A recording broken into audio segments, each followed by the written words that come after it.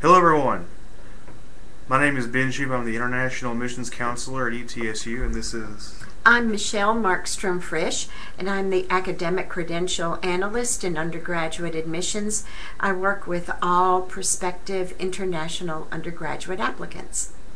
Yes, so thank you for joining us today. We want to talk to you a little bit about East Tennessee State University. First, we want to, in order more or less, we want to cover just some basic information about the university and where it's located.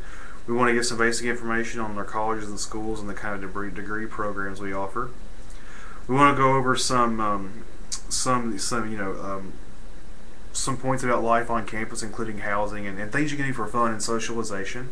Then we're going to talk to you about the admission requirements for undergraduate and graduate admissions. And then we'll wrap it up with some notes about scholarships and some final notes about what students should do after they're admitted to the university. So first, once again, this is the first slide. Welcome to ETSU. Thank you for watching. We are about a mid-sized university of around 15,000, 16,000 students. We're located in the northeast section of Tennessee in the southeastern United States. There we are, Johnson City, and the red dot there. We're within about a day's drive of larger cities such as Knoxville, Atlanta, D.C., and we have had Nashville, and we have had our international students take day trips in the past. So this is a really good, nice area we're in. And also one thing about Johnson City is it's a city of around 60,000 residents. It's a smaller city. It's not a small country town, but it's a smaller city, so it's not terribly intimidating. It's not difficult to find your way around. And also, of course, we have a very nice mountain setting, and there are a lot of things to do, such as a lot of recreational outdoor activities, such as hiking, swimming, as well as some diverse cultural opportunities. Yes. Okay. And here's some facts about ETSU. We celebrated our centennial 2 years ago. Student population of around 15,500 students. That's about a mid-sized university. And that does include all levels, all academic levels at ETSU, undergraduate, graduate, doctoral. We also have a College of Medicine, College of Pharmacy, and a College of Physical Therapy. Yes, thank you, Michelle. And also that includes our population currently of 361 international students. That's not including who comes in this year. We don't have that number yet. We got to know when they sign up. And of course, you see those stats there. Our number of majors and our average class size. That's where the advantage of being a university of this size. We're large enough to offer a wide array of majors and academic programs and interests and courses, but our class sizes are not so large that you're not going to be able to have one-on-one time with your professors. So the advantage of being in a smaller class. You're going to add something? Yes, I'd just like to add that on the undergraduate level, we have a minimum number of courses that are required that all students take, and there may be a maximum of 160 students in those particular courses. But as I said, we have a minimum number of those courses. We, as Ben said, pride ourselves on our student to faculty ratio.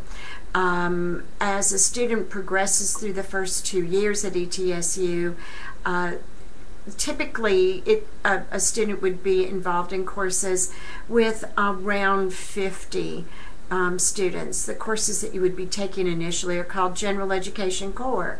And then as you get into your major, which would be the last 2 years, the average class size student to faculty ratio drops significantly, as been indicated, to 28 people. And the international programs, international students who have been here are pleasantly surprised at the opportunity to dialogue with faculty for a lot of reasons. They may have come from countries where dialoguing with faculty isn't the norm.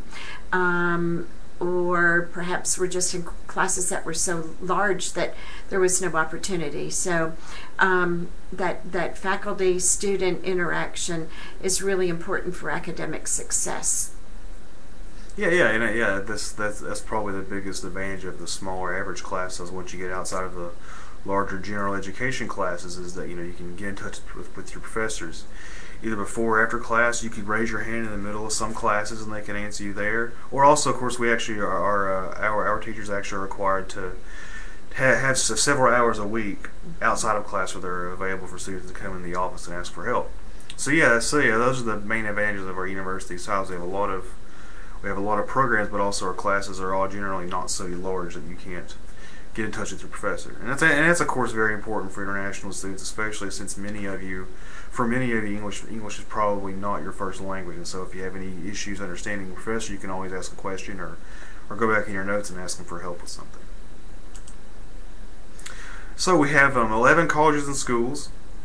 So there's the College of Arts and Sciences, College of Business and Technology, Clinical and Rehabilitative Health Sciences, College of Medicine, Nursing, College of Pharmacy, Public Health. And of course, also the Honors College offers various programs of advanced study and research programs for undergraduate students. And then of course, the School of Graduate Studies, it's very popular with the international students as well. And of course you can see here we have some very nice bits of recognition. We were named the best Southeastern college by the Princeton Review in 2010. I believe again in 2012, weren't we? We're among the top 3. Mm-hmm. Yeah. And then also a nice bit of recognition here is the accreditation for a College of Business and Technology. Both our graduate and undergraduate business and accounting programs are accredited by the Association for the Advancement of College Schools of Business. I think it's called AACSB, and our business college, our dean of the College of Business, Linda Garceau, is very proud of that. She'll remind you that only 5% of business schools of business programs worldwide have that accreditation at those levels. And also, of course, in some of these pieces of recognition, you'll see our College of Medicine mentioned. While our College of Medicine does have programs that international students can enter, such as the Biomedical Sciences program, our MD program only admits U.S. citizens and permanent residents. And also our College of Pharmacy only accepts U.S. citizens and permanent residents.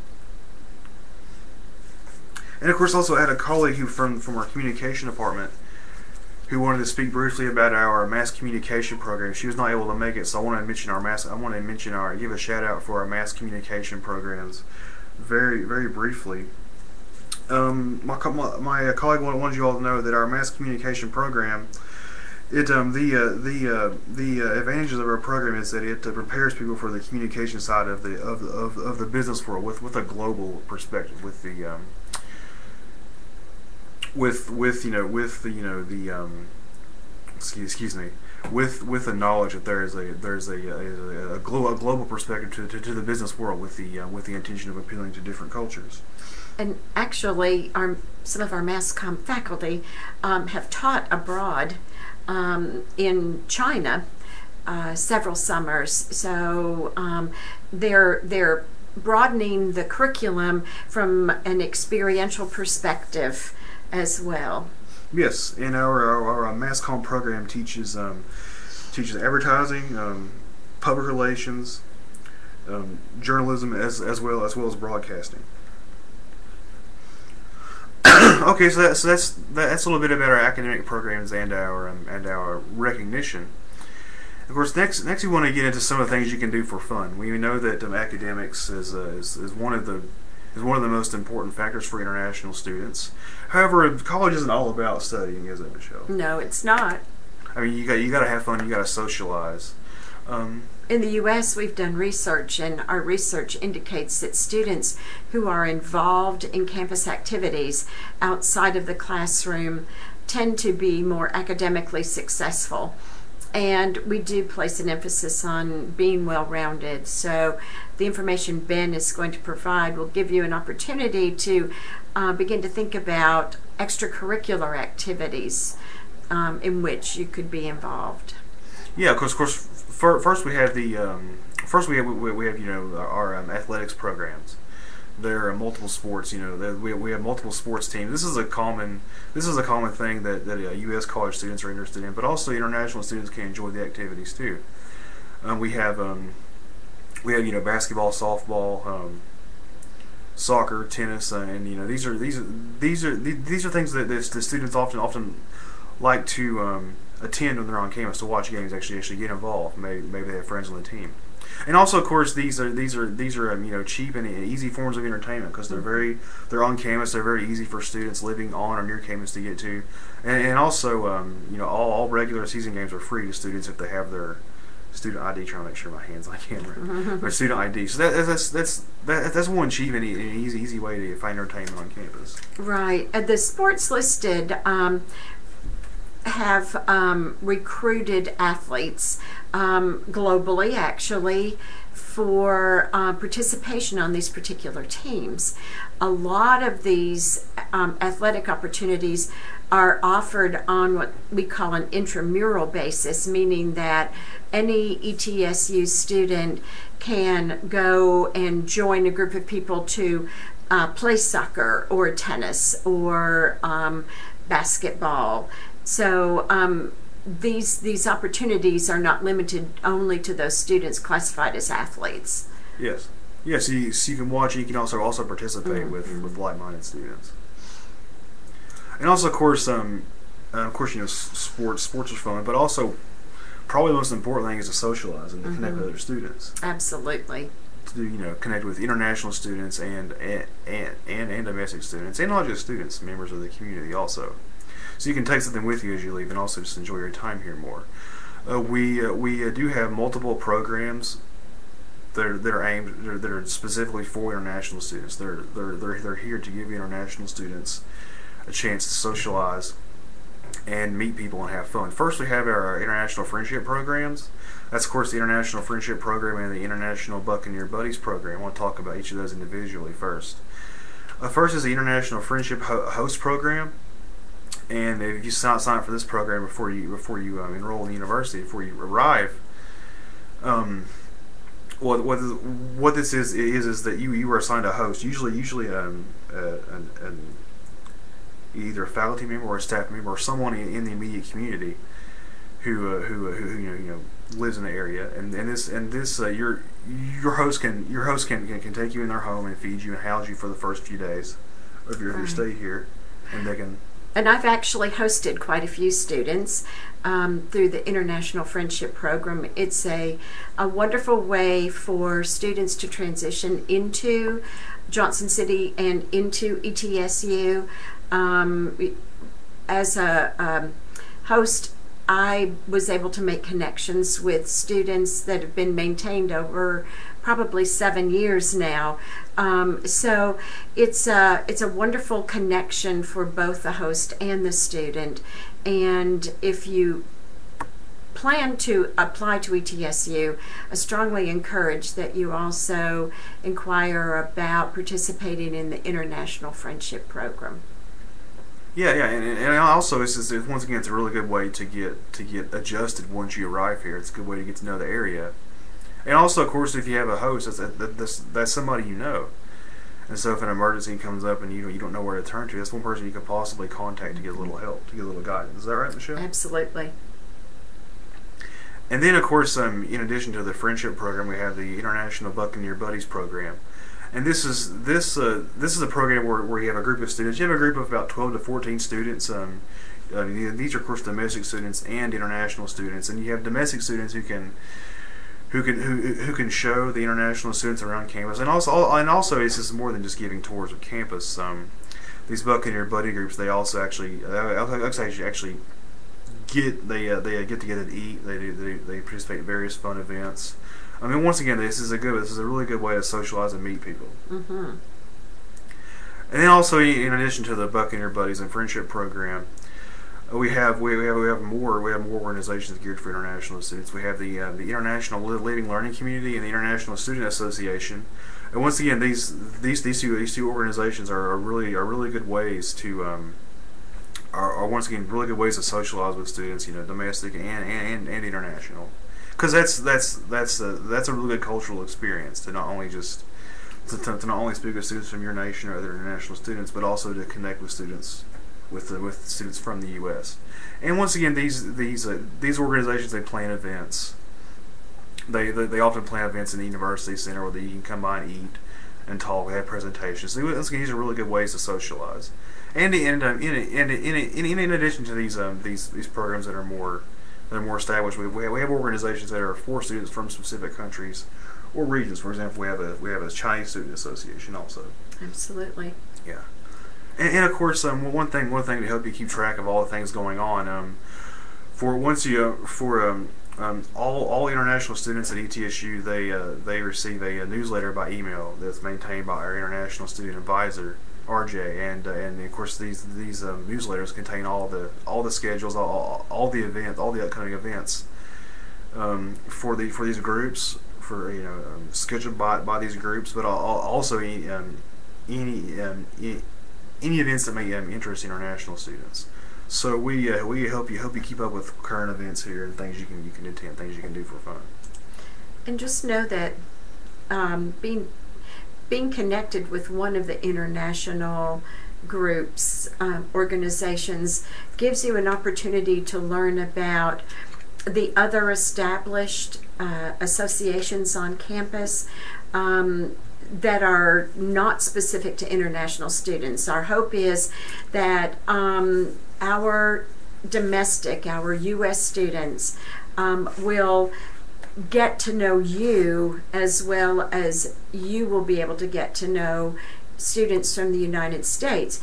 And getting involved in other associations on campus open to all students will allow that to happen. Also, there are lots of associations that are specific to students' majors, and that's a wonderful opportunity for you to connect with students whose career goals are very similar to yours. Then there are our fun groups as well. Not everything is associated with academics, so there are fun groups as well. So we encourage you to check into all of the opportunities for interaction outside of the classroom. Yes, those are great points. Thank you, Michelle. We recognize international students do add a lot to the educational experience here. It's a big part of why we recruit international students for the university. They international students they from a more interesting and diverse environment. And of course, if U.S. students, if students from this area, from in the Johnson City area around in Tennessee, if they have the experience of sharing classroom and spaces with people from all over the world, they learn a lot more. Mm-hmm. And of course, so now we talked about academics and some of the recreational activities. I want to get just briefly into the kind of housing we offer students. It is recommended that first year undergraduate students live on campus, and graduate students often find apartments in the area or some of the school assigned apartments. We do offer on-campus housing. On-campus housing, you see some of the list of different kinds of housing on the slide. We have traditional style. Traditional means that's a traditional sort of dorm room, and that kind of room has two students assigned to a room, and you share a bathroom with your floor. All the people on your floor in the building. Next we have suite style rooms. These are rooms where there are 2 students per room, but 2 rooms share a single bathroom. And then of course next we have various styles of apartments. First we have efficiency apartments. These are usually apartments where you have 2 students per room, and it has a private bathroom and a small kitchen. Usually one has a stove, a sink, cabinets, and a refrigerator. I believe the Centennial Hall has a microwave in addition. And then of course we also have if you have hotel style housing. That's where you have some rooms where there are 2 students per room and a private bathroom for the room, but no kitchen. And also, of course, we recommend you apply early for housing once you get admitted and you're committed to coming to ETSU. And also to apply for housing, you're required to put down $100 deposit beforehand. And the deposit actually may increase depending on the type of housing that you choose. We have a great Housing and Residence Life website that gives you an overview of the layouts of all of the different types of housing available on campus. But one key point to remember is that you cannot apply for housing until you've been admitted to ETSU. And as Ben said, applying early is extremely important. Applying early for admission to ETSU so that you can apply early for housing on campus, because housing is limited. We cannot house every student who attends ETSU. Yes, it is. Once again, initially important to make sure you figure out well ahead of time where you're going to stay. I actually had a student send me a message last week. A student arrived yesterday, but last a week ago the student was saying, I'm going to be here in a week. Where can I stay? What kind of housing can I have? Mm-hmm. And so that person was in a pretty difficult situation. So it's really important to figure out housing well ahead of time before coming. Absolutely. Also, once again, another note about on-campus housing. It's very highly recommended, especially for first year undergraduates. It's highly recommended to live on campus because you're closer to all the academic buildings. You feel more connected to campus, and it's a lot easier for you to reach things that you want to reach or that you need to reach on campus. For example, it's easier for you to make it to academic buildings if you wanted to meet with a professor outside of your class schedule. It's easier for you to meet with groups if you want to be involved in any of the professional groups or the international student associations we mentioned earlier. And also, of course, if you're living on campus, you don't have to worry as much about learning how to get around the city. Mm-hmm. In addition to a new campus. And I think, in my opinion, the biggest thing is that you develop a network of friends. And that is really important to your social life as well as your academic life on campus. So one thing Ben mentioned, I'm stressing, students are not required to live on campus, and we do highly encourage students to decide to live on campus. Initially, if you want to move off campus later, that's fine, but initially just to get acclimated and develop that network of friends to make your time at ETSU much more enjoyable. Yes, and also it does make it easier to get acclimated because in your first year, when you first arrive, you have a lot of things to keep track of. And of course, as you see on the slide, it mentions utilities, water, cable, electricity, internet, telephone. That's all taken care of for you when you pay your dorm fee, so you're not having to keep track of all these different bills or finding providers or finding someone to connect to internet. So that makes things easier as you set up. Next, Michelle wants to talk to you about the admission requirements. First, we want to talk about the undergraduate admission requirements for international students. Yes, that's my area. I'm the person who reviews all applications for international students, and I have regular communication through email with applicants about their application processes. When I email students, I absolutely individualize my email responses based on the student's academic background and country of origin. So the admission requirements that you see in front of you are general requirements. Some of them may be applicable to you, some of them may not. And again, I will tell you exactly what I would need from you before I can make an acceptance review, make an acceptance decision. So we have two categories of international students who are degree seeking. One would be incoming freshmen. Incoming freshmen have completed secondary school but have never attended a college or university. ETSU has two applications for international students. The first one is called the regular application. This is application that any student applying to ETSU completes. And we do have an online electronic version of this application. It's at the link that's right under International Undergraduates on this screen. When a student goes into our electronic application process, an international student must choose international as the application type, because there are going to be some specific questions for you to which we need answers. So just that's point number one.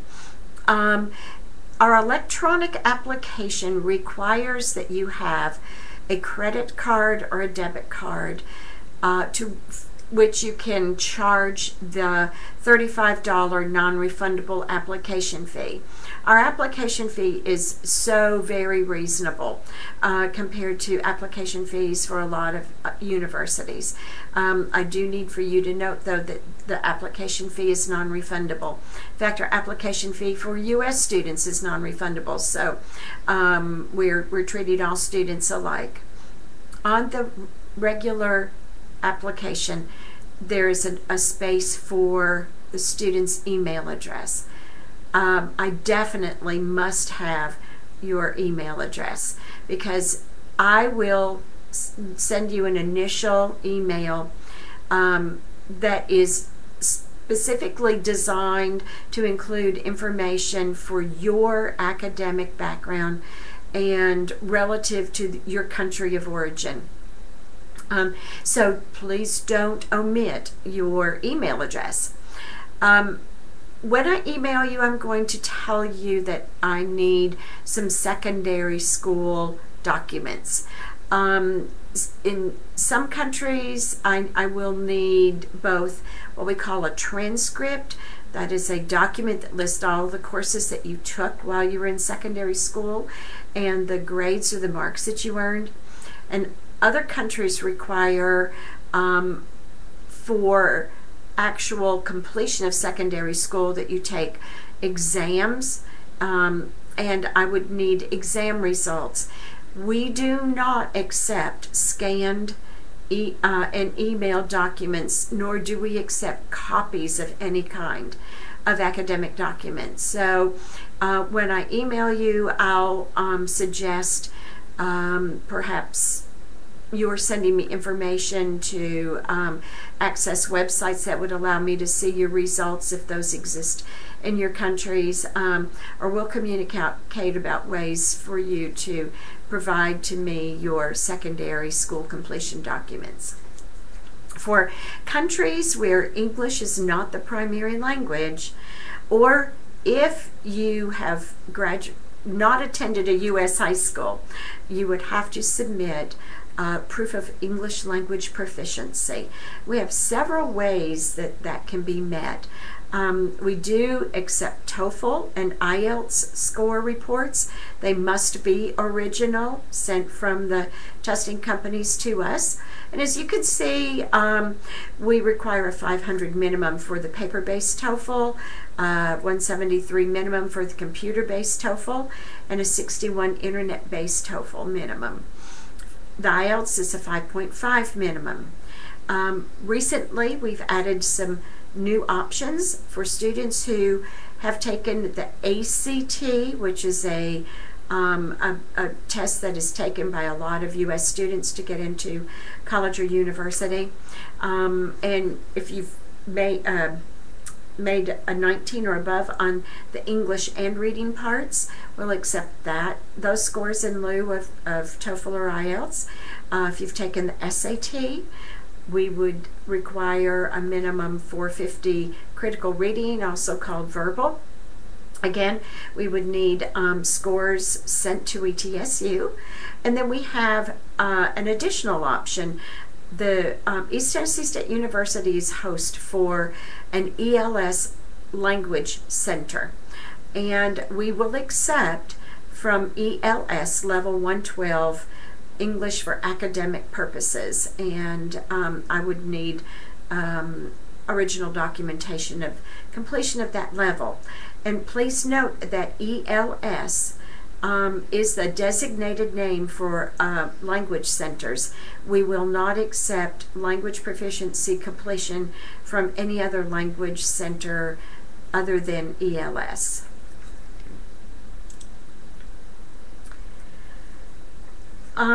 If by any chance a freshman applicant has taken the ACT or SAT, although we do not require those scores for admission purposes, we would ask that you have scores sent to ETSU. We will review the scores to determine whether or not an ETSU-based test needs to be administered to you once you arrive on campus, and that ETSU test is called the COMPASS exam. The COMPASS determines whether or not you need to take courses that have some extra learning support. So we do request that you have ACT or SAT scores sent to us only if you've taken the test. Again, you do not have to take either of those. All academic documents have to be original and in the language of the country in which you've completed your education. We also require that students submit official original English translations of your academic documents, which means that you would need to have a certified translator do the translations for us to accept as valid documents for review.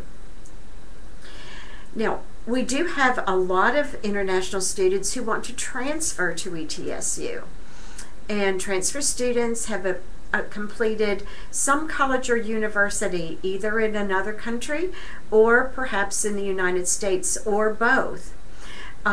Transfer students must send me original transcripts from all of their university and college work, both in the original language and original English translations if applicable. And ETSU, me in particular, reviews the all of the transcripts for possible transfer credit. And ETSU is encouraging that students have transfer work to review to perhaps make your time on campus, your academic time spent here on campus, a little shorter. If you have any questions, my name and my email address are on this screen. Please do note that if you're interested in attending ETSU for a fall semester, which usually starts the end of August, that we would need all of your documents by July the 1st. If you're interested in attending ETSU for a spring semester, which normally starts the beginning of January, I'd have to have all of your documents by November the 1st. Okay, thank you, Michelle. Yeah, if you're so all international undergraduates who want to apply to UTSU, you really need to contact Michelle. She's great. She'll help you through the process. She'll tell you exactly what you need to have. Next, I want to talk a little bit about about the admission requirements for international graduate students. First, what we're going to talk to you here about, what we're going to talk about here is some very basic requirements, and there's one really big difference between graduate admission and undergraduate admission. For undergraduate admission, there's one application. You're applying as an undergraduate. But for graduate admission, you're actually applying to the individual programs. So if you wanted to major in, so if you wanted to pursue a master's in computer science, you're actually applying to the computer science program. And each individual program, each program reviews a student's application documents, a student's admissions application, and because of that, each program can have different requirements. Some programs may require higher GPAs than others. Some programs may require some different documents than others. So keep that in mind. These are some general graduate school admission requirements. But to be absolutely sure you get your admissions application right, you need to be in contact with the actual program, and we can definitely direct you to the right people if you contact us. First, international graduate students must have a bachelor's degree from an accredited institution. I see this as regionally accredited. Of course, most of you are probably not going to be. Could have a lot of students who didn't have a bachelor's degree from an institution that's accredited in the U.S. So if you have a 4-year degree or a bachelor's degree from an institution outside the U.S., it must be an accredited institution. And also, some programs, some individual programs may also require a master's degree, such as PhD programs. And also, of course, some degrees from institutions outside the U.S. they are evaluated on an individual basis. Also, of course, you have to complete the application form, which is online. We can link you to that when you contact us. And then you need official transcripts from every college or university where you've taken courses, except for any previous coursework at ETSU. For example, if you've got an ETSU bachelor's degree and you want to move on to an ETSU graduate program. But also, just like undergraduate and graduate transcripts, they must be official original documents, and they must be issued by the awarding institution and sent by the institution. And then also, all English language translations must be official original translations. So just like undergraduate, you need your original documents if they're not in English, and then also you need the English translations, official original English translations. And then also you need to submit a personal essay of 150 to 300 words describing your interest in ETSU and an ETSU program, and also the $45 non-refundable application fee. Once again, I can't stress how important it is to submit the application fee. You can do an application and send in documents, but no one's going to review your application until you pay the fee. It is 9:37. Yes. Okay, we got to hurry. We're close on time here. And then also, of course, this is one really important requirement. You need an undergraduate GPA of 3 on a 4.0 scale. That is a hard and fast rule. So if you have a 2.99 or a 2.97, they're not going to accept you. You got to have a 3 on a 4.0. Also, some programs may require letters of recommendation, and some programs may require GRE or GMAT or GMAT scores. And then of course, you also need to prove your language proficiency for graduate studies. You can do this through English language tests. You can do it by completing an ELS program, or if you have a degree from an undergraduate degree or a previous degree from an accredited U.S. institution, that can serve as your proof of language proficiency. And of course, the TOEFL scores are 550 for the paper test, 79 for the internet test, and 213 for the computer test. And for the IELTS, we require 6.5. And then finally, you need to document that you have the sufficient financial resources to attend ETSU, and lastly, you need to obtain insurance coverage. And also, once again, applications vary by degree programs, and then of course you need to be aware of what your program requires. One really easy way to look up the individual graduate programs and program requirements is to go to etsu.edu/gradstud. It's there on the screen, and then on the left side you can click the menu button titled Graduate Catalog. Then after that click Current and Archive Catalogs, and finally click Programs A to Z. You'll see a list of all of our graduate degree programs. You can find the one you're interested in, and you can get to the program's catalog description, and that that contains all the information you need, such as courses required, a brief program description, but also it has the names and contact information of program specialists and program coordinators. Program coordinators are people within the department. You can ask them about the department, about courses, research opportunities, student work opportunities. And your program specialist is the person you're going to be sending your application materials to. So that's very important. So we're getting short on time, so we need to move on. One important point. ETSU, on both the graduate and undergraduate levels, does not require students to have their credentials evaluated by a credentialing agency. We do that in-house.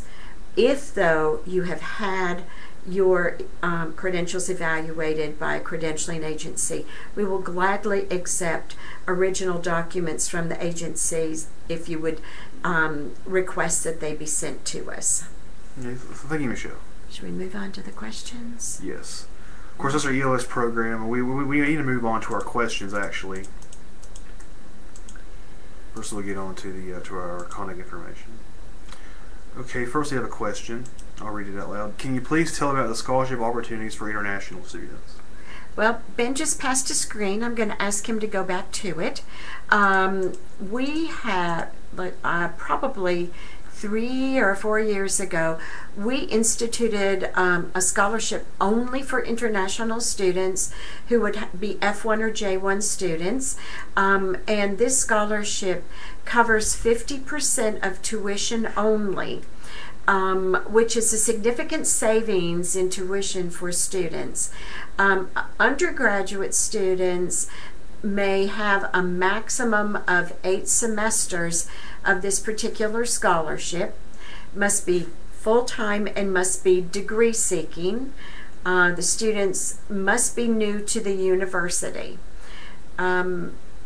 There are application deadlines for the scholarships. June the 1st for fall, October the 1st for spring semester. You do not have to be admitted to ETSU to apply for the scholarship. You do, though, have to have submitted an application. So I tell students as soon as they've applied to ETSU to apply for the scholarship and have the applications, scholarship applications submitted, so when students are admitted, their scholarship applications can be reviewed and the committee can decide on a scholarship award. Okay, and also for graduate students, many, of course, not everyone's guaranteed one of these, but many of our graduate students, including international students, they obtain what are called tuition scholarships or graduate assistantships. These are only for graduate students, and what these are work arrangements. And the student does work usually work that is relevant to their area of study, and in exchange for doing the work, the student receives a full tuition waiver for tuition scholarships, and some graduate assistantships include a stipend as well. Right. So once you're sorry. Next. Okay. We've got several.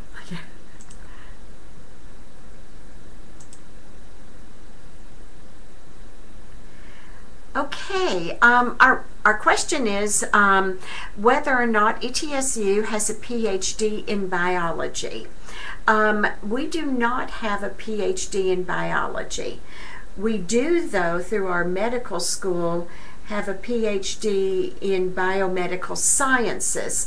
So if that's an area of interest, you would need to apply to our College of Medicine. That's a separate application from from undergraduate admissions or from graduate studies. And the ETSU College of Medicine has a very user-friendly website.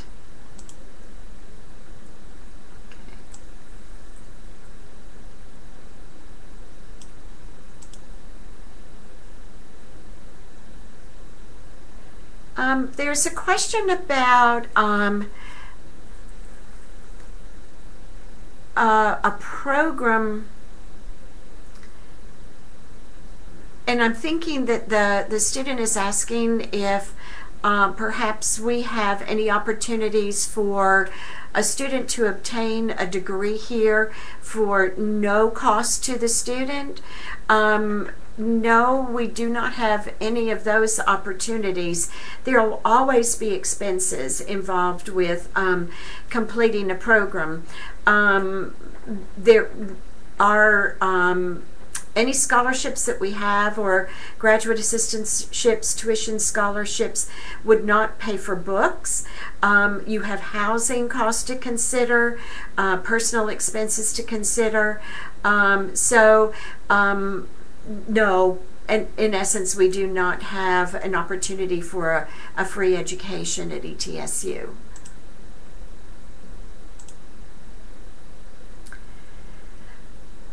Graduate degree in civil engineering, student is from Pakistan.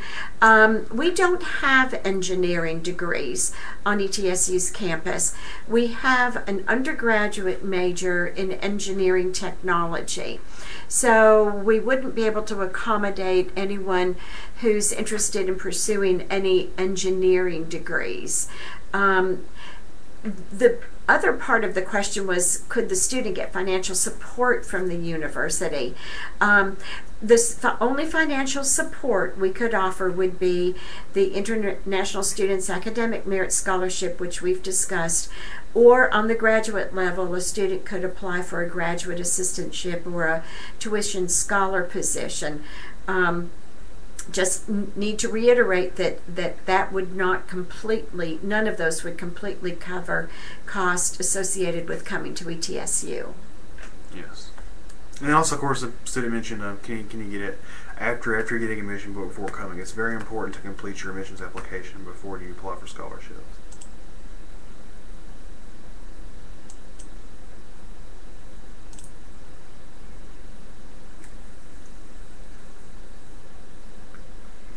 This question asks. Yeah, go ahead. This question asks if we have an apartment. That relates to study of oil and gas fields development.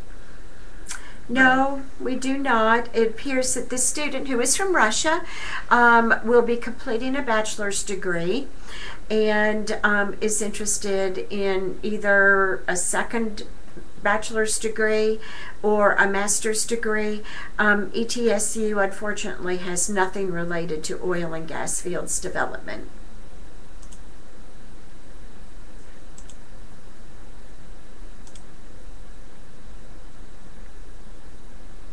Okay, we have a question from a student who is interested in nursing.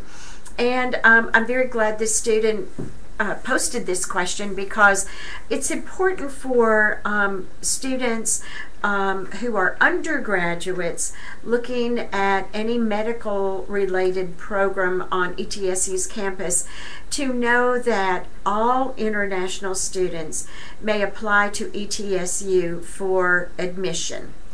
When you're admitted to ETSU, you are admitted to pursue any major in which you're interested. There are medically related majors on the undergraduate level. Nursing is one. The others are in allied health, and they offer 4-year degrees in radiography, dental hygiene, and cardiopulmonary science, which is respiratory therapy.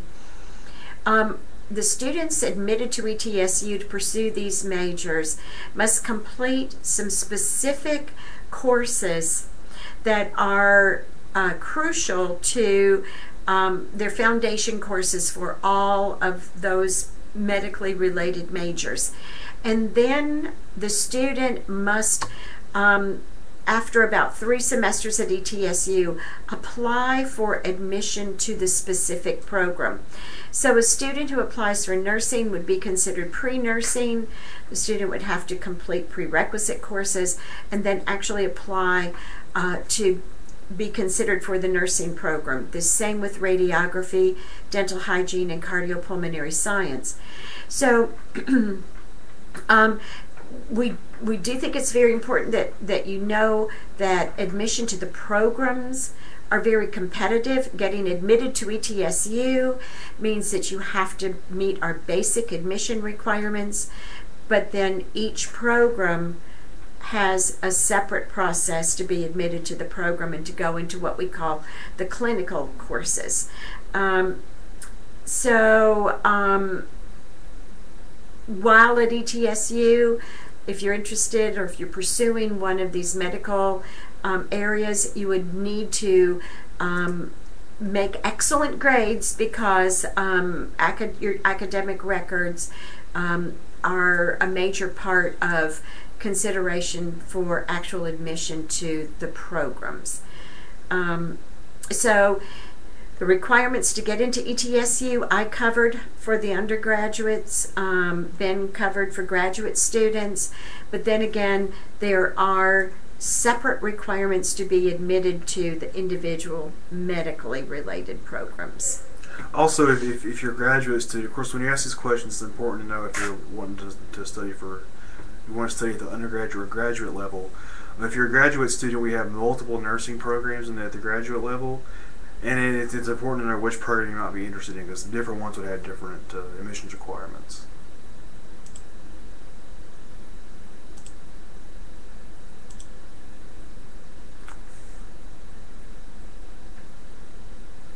Okay, we have a question from Algeria.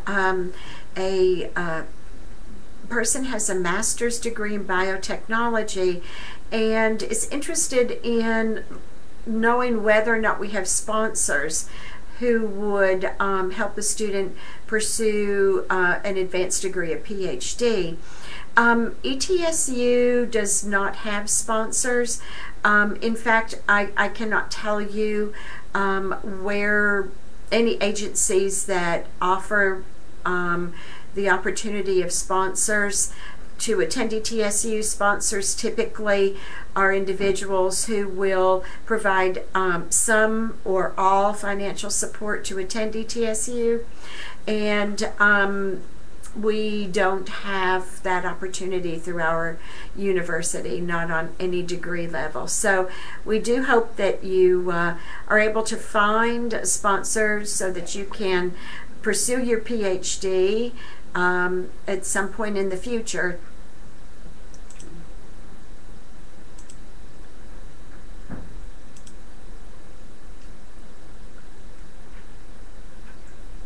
All right. We have lots of interest in scholarships, and we have talked about scholarships in answering several other questions, but one important part of the question that we just received was about financial aid. The United States has financial aid for students, but it's only for students who are U.S. citizens or who are permanent residents, actually hold a permanent resident card. So international students are not eligible for any sources of federal aid that exist in the United States.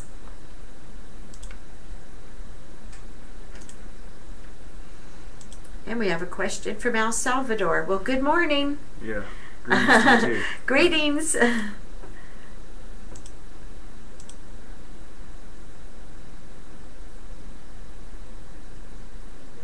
Okay, Joel is in the 10th grade in India and would like to do 11th and 12th grade in the U.S. And is asking which would be the best undergraduate schools offering 11th and 12th grades. On the university college level in the United States, we do not offer 11th and 12th grades. Those are actually offered through our high schools, same thing as your secondary school. We do, though, have lots of high schools in the United States that accept international students. In fact, we have 2 in Johnson City, where ETSU is located. One is Science Hill High School. The other is University School, which actually is located on ETSU's campus. So you could inquire at either of those schools about attending those schools for your 11th and 12th grade as an international student.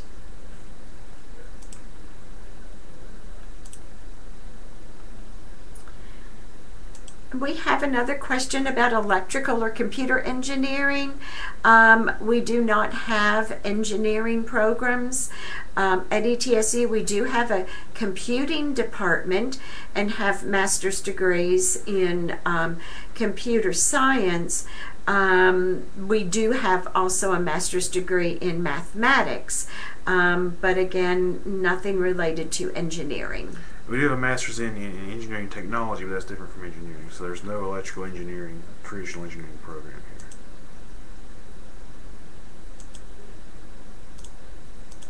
More engineering question. The GPA, there was a question about the GPA requirement in electrical engineering, math, or computer engineering. And basically the grade point average requirement was a 3.0 on a 4.0 scale, which may not be the grading scale that is used in your country. ETSU would convert your scores to our scale. But there are some programs that are competitive, and the GPA may need to be higher to compete with those who have also applied for the program. Okay. We have time for one more question. Okay. Yeah. We have a question from Liberia about the cost at ETSU. Ben just pulled up a screen for you. And for the 2013-2014 academic year, you can see that if a person is paying full tuition, on the undergraduate level, a person would need to have the financial support of almost $38,000 for 1 year, and on the international graduate level, about $36,500 for one academic year. We do not have scholarships that cover all expenses. So again, any student coming to ETSU would have to be financially prepared to pay for any part of tuition or books, housing, miscellaneous expenses. Okay, so we're pretty much out of time. If we didn't get to your question, if you have any additional questions, please contact us. Especially if you're an undergraduate student seeking help with the admissions application, definitely contact Michelle. So there are addresses there. Thank you again for watching, and we hope to hear from you soon. Thanks a lot.